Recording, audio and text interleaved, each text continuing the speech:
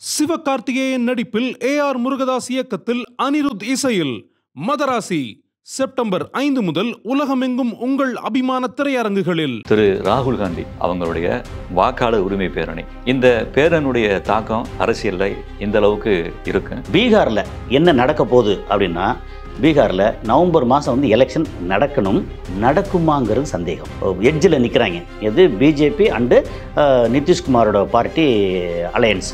இது ஒரு பெரிய செக்கு தான் அந்த பேரணி, பெரிய செக்கு. ஏன்னா எழுச்சி அப்படி இருக்கு, எல்லாருக்கும் போய் சேர்ந்துருச்சு அந்த அதிகார மமதை. அதை வந்து இப்போ ராகுல் காந்தி என்ன பண்ணிட்டாரு? எனக்கு ஒரு விஷயம் சொல்கிறேங்க, ராகுல் காந்தி மேலே எனக்கு நம்பிக்கை இல்லைங்க. எப்படி சொல்லணும் நம்பிக்கை இல்லை? ராகுல் காந்தி நல்லவர் தான், வல்லவரா அப்படிங்கிறதுல வந்து எனக்கு டவுட் உண்டு. இப்போ வந்து நேர்மையான தேர்தல் நடக்குமாங்கிறது டவுட்டு. ஏன்னா இவர் வந்து ரேலி போகிறாரு, மக்கள் எழுச்சி இருக்குது. ஒரு 7 லட்சத்துலேருந்து 10 லட்சம் பேர் டெய்லி அவர் கூட வந்துகிட்டே இருக்காங்க. 1300 கிலோமீட்டர், கொஞ்சம் நஞ்சம் இல்லை. 1300 எப்படி நீங்கள் வந்து கன்னியாகுமரியிலேருந்து சென்னைக்கு வந்து போயிட்டு திரும்பி வர்ற மாதிரி ஒரு இடத்துலையும் வந்து இந்தியா கூட்டணியில் முக்கியமான எல்லாரும் ஆதரவு கொடுக்குறாங்க. இவ்வளோ தூரம் வந்து மக்கள் எழுச்சி வந்துருச்சு. ஓட்டிங் மிஷின்லையும் ஓட்டு போகிற இடத்துலையும் வந்து எலெக்ஷன் கமிஷன் இருக்குல்ல, அவங்க வந்து தப்பே பண்ணிட்டு இருந்தாங்கன்னா அவங்க மேலே என்ன நடவடிக்கை? இந்த மிரட்டலுக்கு அடிக்கு அடிதான் உதவுமே ஒழிய நீங்கள் வந்து அரவணைச்சு சாஃப்டாக போய் அன்பை போதிச்சு ஒன்றுமே நடக்காது. அவங்க வந்து என்ன வேணாலும் பண்ணுவோம், என்னமும் செய்ய முடியாது அப்படின்ற மாதிரி வந்து தெனாவட்டாக இருக்காங்கல்ல, அந்த தெனாவட்டுக்கு இன்னைக்கு வந்து ஒரு சின்னதாக அசைச்சிருக்காங்க. 50க்கும் மேற்பட்ட உலக நாடுகளில் 100 கோடிக்கும் அதிகமான ஆகாயம் தமிழ் பார்வையாளர்களுக்கு பேரன்பும் திருநன்றி. ஆகாயம் தமிழ் பார்வையாளர்களுக்கு அன்பு வணக்கம். இன்றைய நேர்காணலில் உலக செய்தி பகுப்பாய்வாளர் திரு கசாலி அவர்கள் நம்மோடு இருந்திருக்கிறார். அவரோடு பேசலாம். வணக்கம் சார். வணக்கம். திரு ராகுல் காந்தி அவங்களுடைய வாக்காளர் உரிமை பேரணி தொடங்கி இன்றையோட 16ஆவது நாள் நிறைவடைய இருக்கு. இந்த பேரனுடைய தாக்கம் அரசியல்ல இந்த அளவுக்கு இருக்கு. குறிப்பாக பீகார் தேர்தலில் ராகுலுக்கு ஆதரவான ஒரு ஆதரவலை ஏற்படுமா? ரொம்ப முக்கியமாக ஒன்று சொல்லலாம். வந்து அந்த ஆன்டி இன்கம்பன்சின்னு சொல்லுவாங்க இல்லையா, ஏற்கனவே அங்கே ஆட்சி பண்ணிட்டு இருக்கவங்க மேலே இருக்கிற அதிருப்தி ஓட்டு எல்லா மாநிலத்திலையும் எந்த கட்சி ஆட்சி பண்ணாலும் அவங்க மேலே அதிருப்தி இருக்கும். ஏன்னா எந்த ஒரு கட்சியும் வந்து 100% சிறப்பான ஆட்சியெலாம் கொடுக்க முடியாது. ஒரு இடத்துல வந்து ரோடை தோண்டினாங்கன்னா அது ரோடு வேணுன்ற மக்கள் வந்து ஆதரவு கொடுப்பாங்க, அந்த இடத்த பாதிக்கப்பட்டவங்க வந்து எதிர்ப்பு கொடுப்பாங்க. ஸோ அதனால் ஆன்டி இன்கம்பன்சி இப்போ இருக்கும். ஆனால் வரலாறு காணாத அளவுக்கு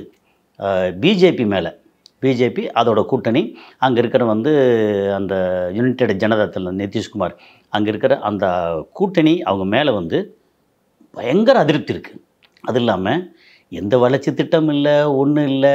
ரொம்ப அப்புறம் அடிக்கிறது, ரொம்ப இல்ட்ரீட் பண்ணுறது, அப்புறம் தலித்துகளையும் இஸ்லாமியர்களையும் வந்து என்ன சொல்கிறது, ஒரு மாதிரி தேர்ட் ரேட் ட்ரீட் பண்ணுறது.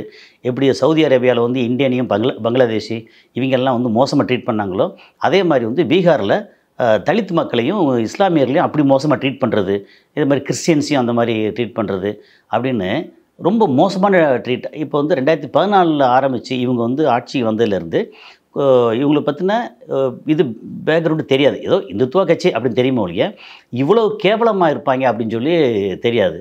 கொஞ்சம் கொஞ்சமாக வர வந்து பொருளாதார ரீதியாகவும் ஒன்லி குஜராத்தி அம்பானி அதானிக்கும் அப்புறம் சில நீரவ் மோடி லலித் மோடின்ற மாதிரி அந்த ஒரு கூட்டத்துக்கு ஒரு 15-20 பேருக்கு இல்லை ஒரு கொஞ்சம் பேருக்கு மட்டும், அதுவும் குஜராத்தி பனியாக்களுக்கு மட்டும்தான் கொடுப்போம் அப்படின்னு சொல்லி மொத்த இந்தியாவோட வளத்தையும் சுரண்டி வந்து குஜராத்திக்கு மட்டும் வந்து அள்ளி கொடுக்குற மாதிரி. அப்போ இங்கே விலைவாசி ஏறி போயிடுது, பிரச்சனை வருது, வேலைவாய்ப்பு குறைஞ்சிருது. பீகாரில் வேலைவாய்ப்பே இல்லை. அது அப்படியே மொத்தமாக வந்து இடம்பெயர்ந்து தமிழ்நாட்டில் வந்து உட்காந்துருக்காங்க. தமிழ்நாட்டை பார்த்து வந்து நம்ம நாடு தமிழ்நாடு மட்டும் இப்படி இருக்குது அப்படின்னு இருக்காங்க. இதெல்லாம் இருக்கும்போது அங்கே வந்து சமீபத்தில் 65 லட்சம் பேர் ஏற்கனவே ஓட்டு போட்டவங்க, 2024 பார்லிமெண்ட் எலெக்ஷனில் ஓட்டு போட்டவங்க 65 லட்சம் பேர் வந்து செல்லாது அப்படின்னு சொல்லி போட்டு இது பண்ணிட்டாங்க, செல்லாத இதை ஆக்கிட்டாங்க, பட்டியலேருந்து நீக்கிட்டாங்க. கேட்டால் வந்து ஓட்டர் ஐடி இருக்குது, அது ஓட்டர் ஐடி சரியில்லை டூப்ளிகேட்டு, ஆதார் கார்டு சரியில்லை டூப்ளிகேட்டு அப்படின்னு ஒரு 10 டாக்குமெண்ட் முடியாது அப்படின்னு அவங்க புதுசாக வந்து கொண்டு வர்றாங்க. அதே எலெக்ஷன் கமிஷன் என்ன சொல்லுது, ஒரு 49,000 பேருக்கு வந்து வீடு இல்லை, வாசல் இல்லை, ஒன்றும் இல்லை, அட்ரஸ் இல்லை, அப்பா பேர் இல்லை, அம்மா பேர் இல்லை, அப்பா பேருக்கு வந்து QRSTYK அப்படின்னு சொல்லி போட்டிருக்கேன், இது வந்து 0, வீட்டு நம்பர் 0 அப்படின்னு போட்டு 49,000 பேருக்கு வந்து வாக்காளர் கொடுத்துருக்காங்க. ஆமாம், ஓட்டுரிமை கொடுத்துருக்காங்க. அப்புறம் இதை பற்றி கேட்டால், நீ தான் இங்கே ஏற்கனவே அடையாள அட்டை இருக்கிறவங்களுக்கு ஓட்டுரிமை இல்லைன்னு சொல்கிறேன். அதில் 95% பேர் வந்து தலித்து முஸ்லீமும், 95% பேர். இன்னொரு 5% யாருன்னா பிஜேபிக்கு எதிராக இருக்கவங்க. திட்டமிட்டவே தலித்து முஸ்லீம்கள் வைக்கப்பட்டிருக்கிறாங்க. ஏன்னா தலித்துகள் எப்போதும் வந்து பிஜேபிக்கு ஆதரவு இருக்க மாட்டாங்க. அதே மாதிரி முஸ்லீம்கள் எப்பவும் பிஜேபிக்கு ஆதரவு இருக்க மாட்டாங்க. அப்போ பிஜேபியோட கூட்டணி அப்படின்னா அந்த யுனைடெட் ஜனதாதள் அந்த நிதிஷ்குமாருக்கும் ஆதரவாக இல்லை. ஆக்சுவலாக நிதிஷ்குமாருக்கு ஆதரவாக இருந்த மக்கள் தான் அங்கே வந்து அவர் மாறி மாறி குரங்கு மாதிரி ஜம்ப் பண்ணுறாருல, ஆடுறாராமான்னு திரும்பி பார்த்து இந்தியா கூட்டணி, திரும்பி பார்த்து அந்த கூட்டணி, மாற்றி வர்றாரா, அவர் மேலே நம்பிக்கை எல்லாம் போயிடுச்சு.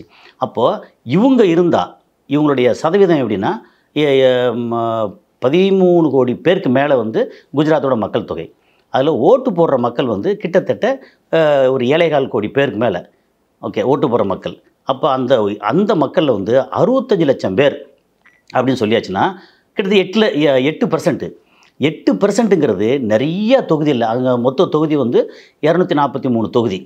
243ல் 2020 வந்து போட்டி ரொம்ப சிங்கிள் லார்ஜஸ்ட் பார்ட்டி எடுத்தாச்சுன்னா நம்ம இவர் தான், நம்ம லாலு பிரசாத் யாதவ் பையன் இருக்கார் இல்லையா, அந்த ராஷ்ட்ரிய ஜனதாதள் தான் வந்து 75 சீட்டு வாங்குது. 80லேருந்து 75 ஆச்சு. அதுக்கப்புறம் இவங்களோட கூட்டணி ஜனதாதள், நிதிஷ்குமார், பிஜேபி வந்து 54லேருந்து 74, 50லேருந்து 74 ஆகுது. இவரை வந்து நிதிஷ்குமாரை கொஞ்சம் கீழே தள்ளி மட்டம் தள்ளிட்டாங்க. 71லேருந்து 43 ஆக்கிட்டாங்க. ஏன்னா எல்லாமே இவங்க செட்டிங். ஏன்னா மக்கள் ஓட்டு போடுறது யாருக்கு வேணாலும் ஓட்டு போடட்டும், நாங்கள் தீர்மானிக்கிறது யார் வரணும் அப்படின்னு மெஷினில் சீட் பண்ணி அதையும் தாண்டி மெஷின் பிரச்சனை நிறைய இடங்களில் வந்து ரொம்ப வந்துருச்சு. அப்படின்ன உடனே வாக்காளர் பூரா தூக்கியாச்சுன்னா மொத்தத்துக்கு வந்து பிஜேபி வந்து சிங்கிள் லார்ஜஸ்ட் பார்ட்டியாக வந்து ஆட்சியை பிடிக்கணும். அப்போ வந்து 243 அப்படின்னா 122 சீட்டு வேணும் ஆட்சி அமைக்கிறதுக்கு. பிஜேபி வந்து ஈஸியாக ஆட்சி அமைச்சிடலான்னு பிளான் பண்ணாங்க. இப்போ இதை எடுத்து ரொம்ப பிரச்சனை பெருசாக வந்த ஒன்று. ஏன்னா ஒருத்தர் அடிச்சுட்டே இருந்தால் சரி ஓகே பலசாலி அடிச்சுட்டே இருக்கான்னு தாங்கிட்டே இருப்பாங்க. ஒரு கட்டத்துக்கு மேலே ரொம்ப எட்ஜுக்கு போயிட்டான்னு வச்சுங்க, எதிர்த்துருவாங்கல்ல. பொதுவாக வந்து ஒரு இதை வீடியோவில் கூட பார்த்துருப்பீங்க. ஒரு பூனை வந்து எலியை விரட்டும், அல்லது நம்மளே வந்து ஒரு பூனையை விரட்டுவோம். ஓகே, பயந்து ஓடும், கார்னர் ஆயிடுச்சு வச்சுங்களேன், அங்கே இன்னும் எதிர்த்து நிற்கும். அது மாதிரி இப்போ வந்து 10 வருஷம் தாண்டி இவங்களோட பிஜேபி வந்து ரொம்ப அராஜகத்தோட எல்லைக்கு போயிட்டாங்க. ஏன்னா எக்கனாமிக்கலி இருக்கிற பொருளாதாரம் மொத்தத்துக்கே வந்து அந்த 2 குடும்பத்துக்கு மட்டும் தூக்கி கொடுத்துட்டு மக்களை பூரா வந்து பிச்சைக்காரன் ஆக்குறது. யார் அந்த 2 குடும்பம்? அம்பானி, அதானி. இப்போ இன்றைக்கி வந்து 2014க்கு முன்னாடி 2013 வந்து அதானியோட சொத்து மதிப்பு என்ன, அவருடைய பிஸ்னஸ் என்ன, இன்றைக்கி 2025 அவரோட சொத்து மதிப்பு பிஸ்னஸ் என்ன, இந்த கம்பேர் பண்ணால் இவங்களை வச்சு எப்படி இவ்வளோ தூரம் வர முடிஞ்சு?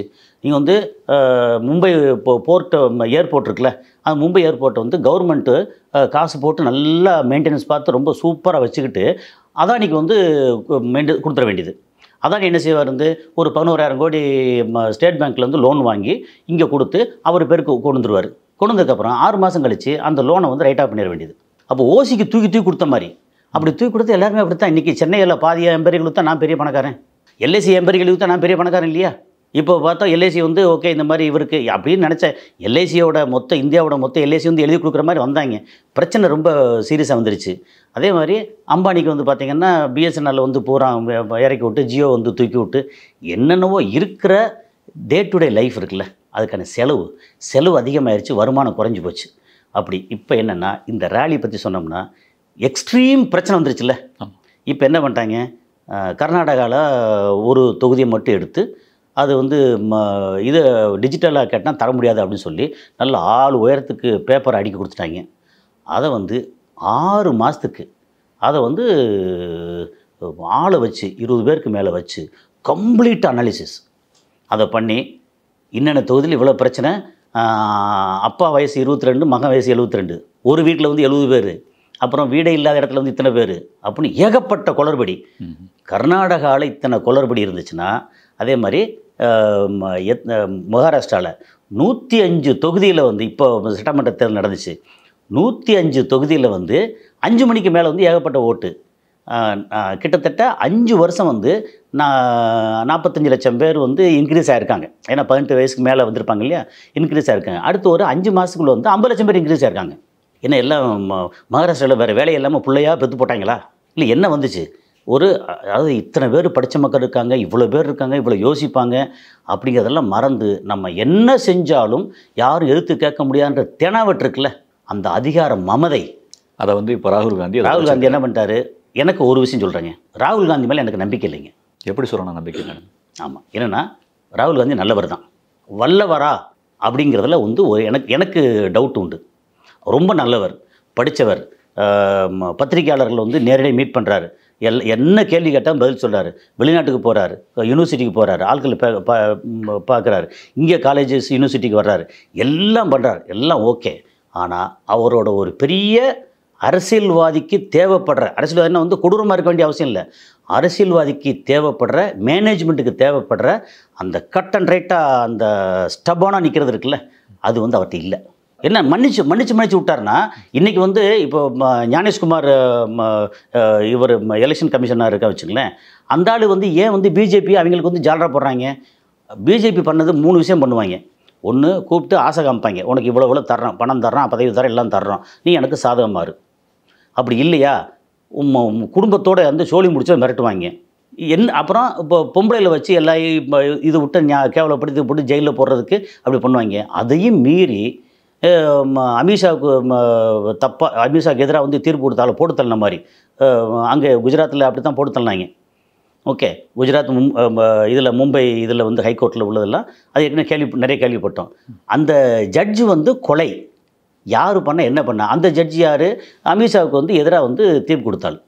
அப்போது ஒன்று பண்ணுவோம், ஆசை வார்த்தை காமிப்போம், என்ன வேணாலும் பண்ணுவோம் அப்படிங்கிற இடத்துல அவங்க வந்து பயந்துக்கிட்டு அவங்களுக்கு சப்போர்ட்டாக இருக்காங்க.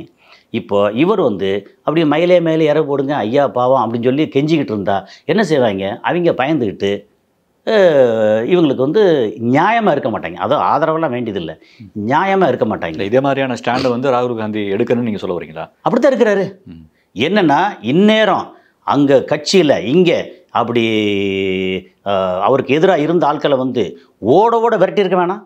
அதாவது போராட்டம் இது அவங்க பயங்கரமாக பண்ணியிருக்க வேண்டாம். அவர் நல்லவர், ஏன்னா அவன் கண்ணு வச்சுருக்கான். அப்போ இவர் வந்து ஸ்ட்ராங்காக நடவடிக்கை எடுப்பார்னு ஒரு பயம் வந்தால் மட்டும்தான் நேர்மையான தேர்தல் நடக்கும். இப்போ வந்து நேர்மையான தேர்தல் நடக்குமாங்கிறது டவுட்டு. ஏன்னா இவர் வந்து ரேலி போகிறாரு, மக்கள் எழுச்சி இருக்குது, ஒரு 7 லட்சத்துலேருந்து 10 லட்சம் பேர் டெய்லி அவர் கூட வந்துகிட்டே இருக்காங்க. 1300 கிலோமீட்டர், கொஞ்சம் நஞ்சம் இல்லை. 1300 எப்படி நீங்கள் வந்து கன்னியாகுமரியிலேருந்து சென்னைக்கு வந்து போயிட்டு திரும்பி வர்ற மாதிரி 1300 கிலோமீட்டர், அவ்வளோ தூரம் ரேலி.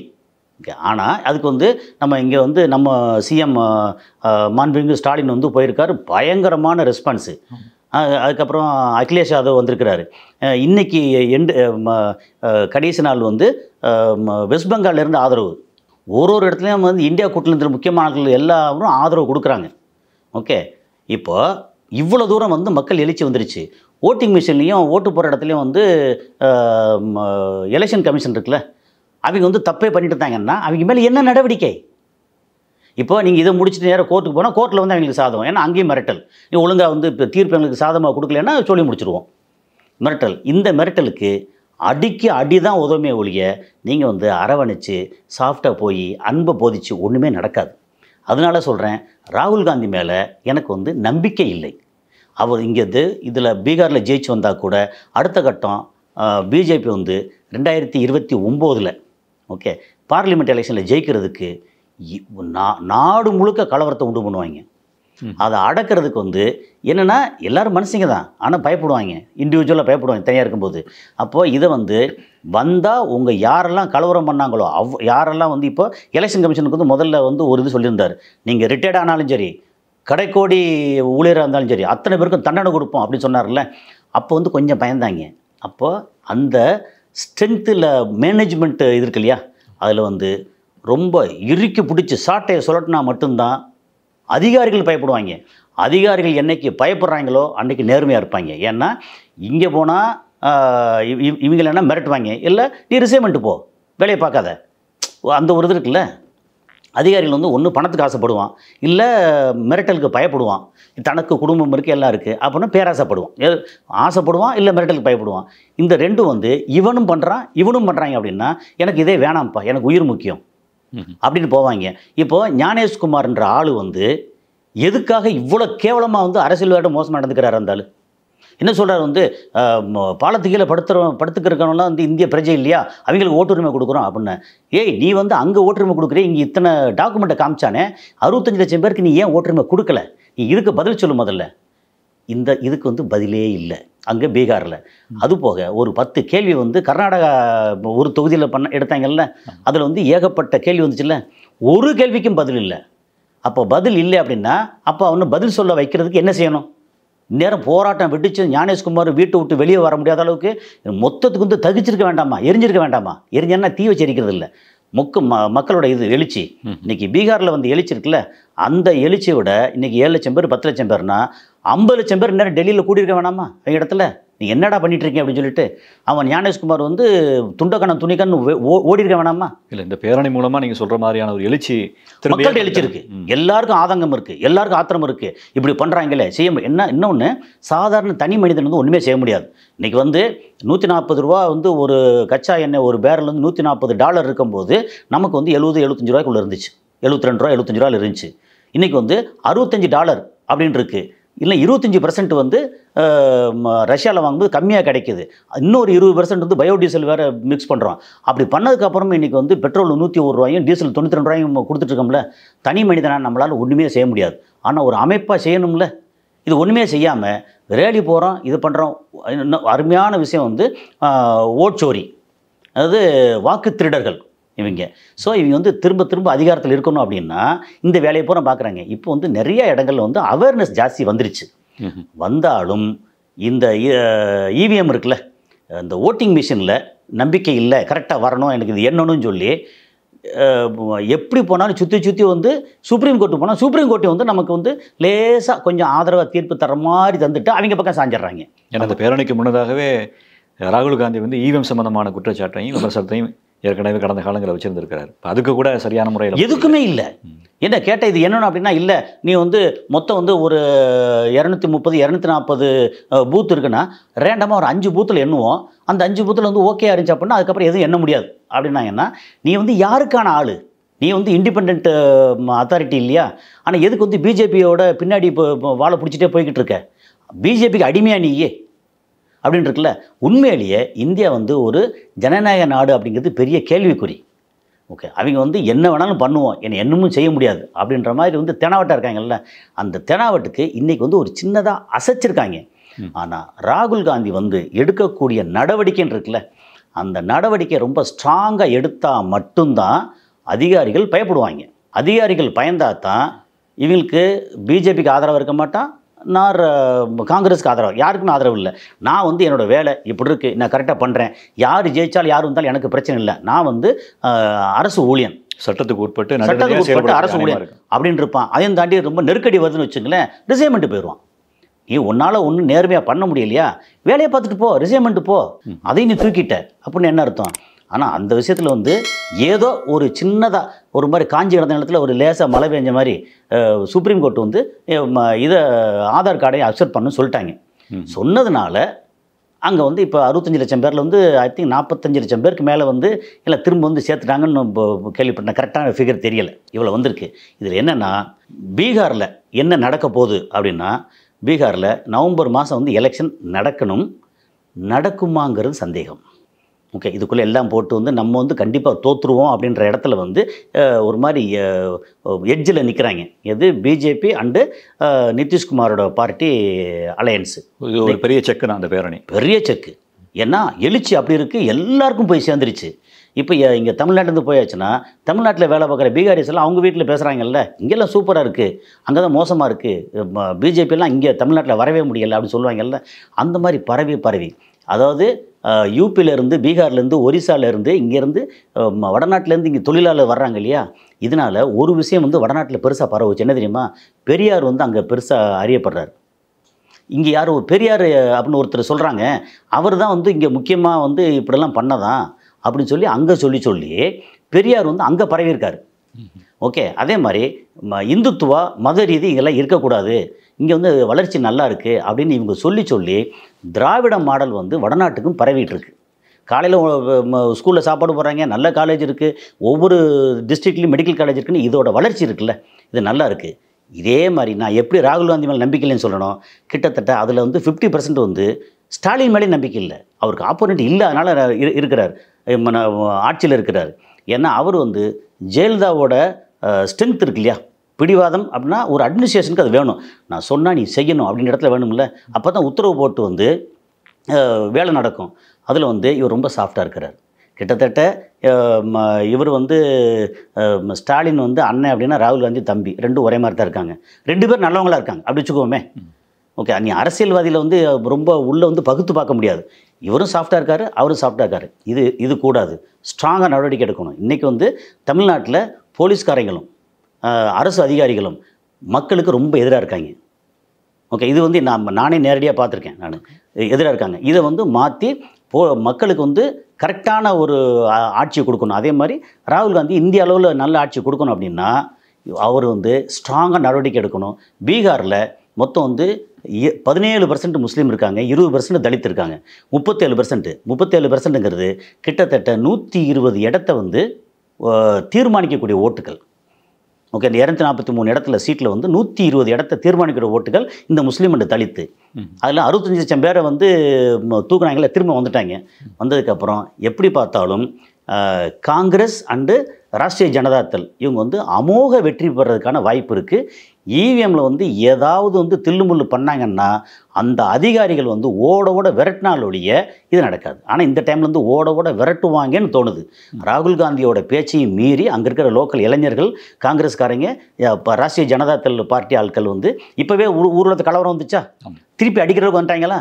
இனி வந்து அரசு அதிகாரிகள் வந்து துண்டக்கானம் துணியை காரணம் ஒழுங்காக எல்லாம் ஓட விரட்டினா எல்லாம் வந்து நேர்மையாக நடக்க ஆரம்பிச்சிடும். அநேகமாக இந்த தேர்தல், பீகார் தேர்தல் வந்து மொத்த இந்தியாவுக்கும் புதிய ஒரு வெளிச்சத்தை காமிக்குன்னு தோணுது. மற்றொரு நேர்காணல் உங்களை சந்திக்கலாம் சார். உங்களுடைய நேரத்திற்கு நன்றி. நன்றி.